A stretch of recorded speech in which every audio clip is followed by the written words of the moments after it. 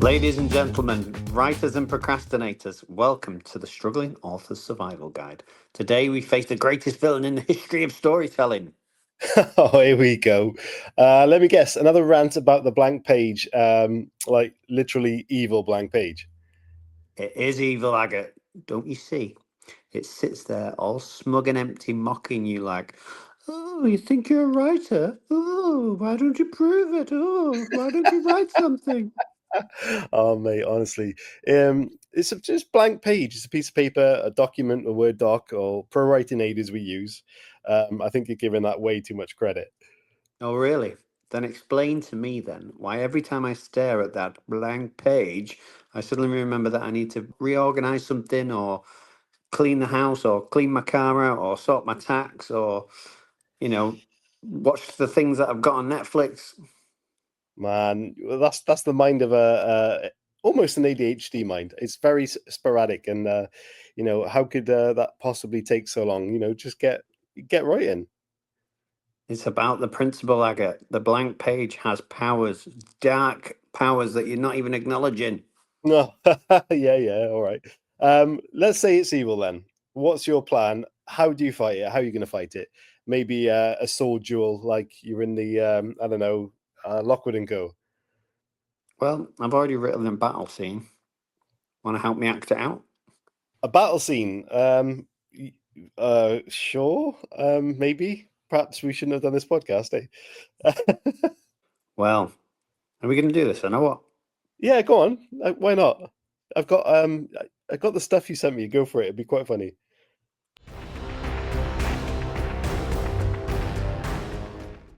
So, you think you can defeat me, blank page? I've got coffee in my veins and ideas in my soul.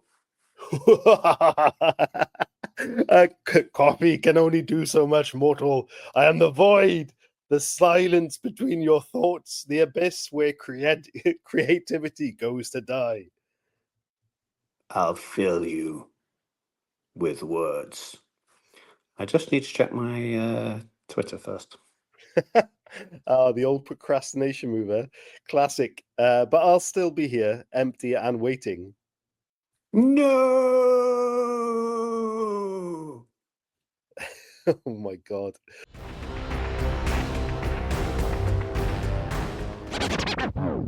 Well, that was something. Come on, you loved it. Admit it, Agate. You felt the tension. You wanted to be filled with words. Oh yeah, if you mean tension, I think you mean embarrassment, and then I definitely felt that. Anyway, stay tuned as we're going to dive in to all the good things about procrastination. And we're not going to let that evil blank page beat us for real. We're going to laugh at it and laugh in its face. Yes, Doug, we're going to laugh in its face. Yeah, get enthusiastic until it runs away. Oh man, sorry about the dog. Yeah, in all seriousness, once the dog shuts up, this is all about showcasing the actual hard work it is being an author and being completely open and honest about it. And we're going to give you some tips on each of these little mini episodes about the different things. And this episode is all about writing, if you hadn't figured it out, when you've got a blank page sat in front of you, Chris. Yeah, see, that dog would be another excuse for me just to be like, yeah, I'll leave it. I'll leave it for a bit. Come on, let's go. I'm actually, if I shout walkies now, is it going to want to go for a walk? Well, I don't know. Rolo, walk. Blank No, it's page. just yeah. Just look, yeah, exactly. Blank look, more like. So yeah, being realistic. When I think that the blank page can relate to certain people who are starting their first manuscript, people who are in between stories and suddenly find themselves struggling, or even someone who's quite prolific and have released many books and suddenly actually finds themselves staring at a blank page, wondering how have they done so much, and suddenly the blank page is there haunting them, like it was haunting me earlier. Yeah, I mean, there's lots of practical things you can do to get rid of that evil doctor. I would say, like Toy Story, then evil Doctor Blank Page. Yeah. But yeah, there's lots of practical things that we could do. Maybe we could give some people some advice as to what they could do to combat the blank page. Yeah, definitely. I think on the podcast, the Writing Community Chat Show, if this is your first time listening to this show, our sister show, our main show is the Writing Community Chat Show, where we interview authors about their writing journeys and their careers, the writing tips, their stories, all of that amazing stuff. And what we have repeatedly found in those conversations is that getting started, regardless of what that start is kind of the crucial part. So it could be writing something completely random like a shopping list, or having an exercise before you write your actual literature, that you just write anything, and that seems to have helped people, right, Chris? Yeah, I mean, there's loads of authors that we've interviewed. They've given us loads of advice. Yeah, I think we had have a little tipple, a little drink. Some authors can't write without alcohol. Yeah. Um, some people get their best ideas when they're in the shower. I'm pretty sure that's come up before. Notepad beside the bed, all that type of stuff. Yeah, I think the idea of switching the mind off before you go into a creative endeavor could be one of the ways to generate ideas, which is something that people don't often think about. Yeah, definitely. I think one of the really interesting, fun things that you could do, and Chris, we should do more showcasing of this on the show, is writing a bad or having a bad writing sprint where your goal is to create the worst opening paragraph ever. And that could be a real fun challenge where what it might not be directly to do with your manuscript or what you think you might want to write, or you might not really have an idea. But if you go for a fun 25-minute bad writing sprint where it doesn't matter about your spelling, your structure, whatever, you just write for 25 minutes, something terrible, you make it up to be bad. It could just help that creativity. It'll get you used to writing. And I think that could be quite fun. Yeah, and we've had guests on the show before talk about the fact that they delete the first page of whatever they've written, but it's just that getting into it and getting it down. And I think you're right there in terms of putting a 25-minute timer on whatever comes in that time is out, it's onto the page. And like a load of people have said on the show, you can't edit a blank page. So yeah, that's not a bad tip. Yeah, I like that one. What also we've talked about before, and this is something that I've never done, and I think this is really good, is when you start in the middle or at the end, and we've had specific writers on that do that. So if you've got a story in your mind and you're really struggling to start it, but you have a really killer sort of, this scene is brilliant, write that scene. And what you might find is when you're writing that brilliant scene that might be the end, might be in the middle, um, the story kind of evolves on its own in your mind. So yeah, starting somewhere else. You know, the blank page doesn't have to start at the start. So just mix it up a bit. Yeah, I also like do you remember that tip when people said about asking questions? And I know you got this book recently, Stephen King, on writing. He does the what if question.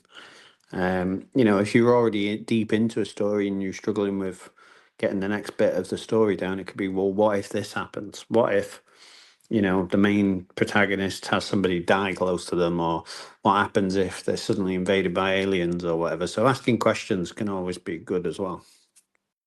Yeah, that's a really good one. And that book is brilliant. It's got so many good reviews and helped so many people. There's lots of information out there about that craft. So if you're into reading the books, that's one to highlight. I know, Chris, you've got some of the recommendations, and we can tweet about those or put them on our Substack as well. Rewarding yourself for getting even small milestones would be quite good. There's a lot of people that don't do that in the writing world. We work hard, we release a book, and then we go on. We don't actually stop to enjoy the little process. So I think rewarding yourself, even if you write, say, 500 words, take a step back and think, yeah, I've done that. Or take your dog for a walk.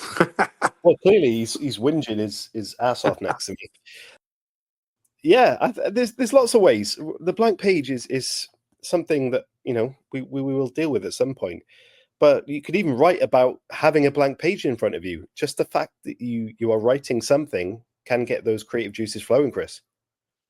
Yeah, again, I think people have on the show have done that, and it's that idea of like kind of faking it before you make it. You could, you know, pick your favorite story and write about the characters in that. You could, start and pick your favorite opening line and just use that, like borrow it, magpie it, steal it for a little bit, and then you can always change it and go back at some point if you've taken it directly from a source, but at least you've got started. And that's the thing that all the authors that we get on the show come on and talk about. If you want to write a book and you've got ambitions to write a book, you have to do the writing. It's the loneliest thing in the world, and it can be evil when it's staring at you and it's just a blank page, but until you start writing, it's not going to be anything but that.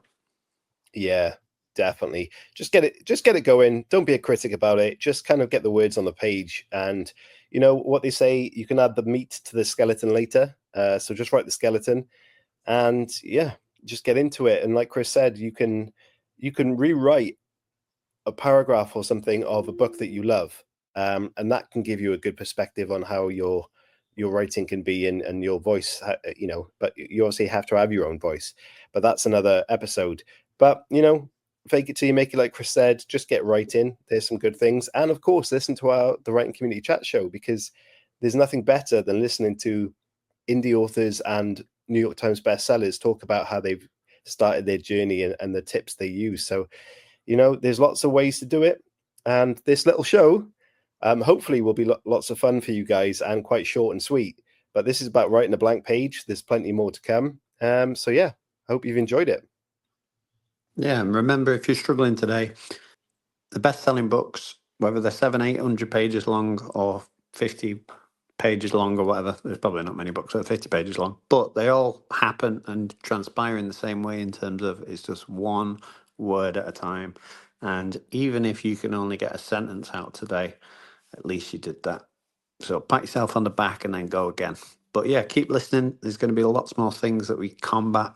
Today we were looking at the blank page and how to overcome that.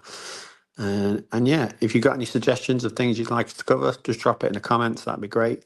Gives us a bit of an insight. We think we know what we want to talk about and what you guys want to talk about and the frustrations that you have. But do we really know? Like, do we? Yeah, maybe. Well, we're writers ourselves, Chris, so we hopefully have a good idea. Yeah, but it's the No Bullshit podcast. We want to talk about the hardships. So yeah, drop us those messages, like Chris said. Yeah, I think we're done for this one, Chris. Yeah. Maybe next time it's about the evil cramp. Is anyone getting cramp recently when they're writing? Oh, that's probably just me. Not when I'm writing. No. But yeah, cool. Thank you, everybody.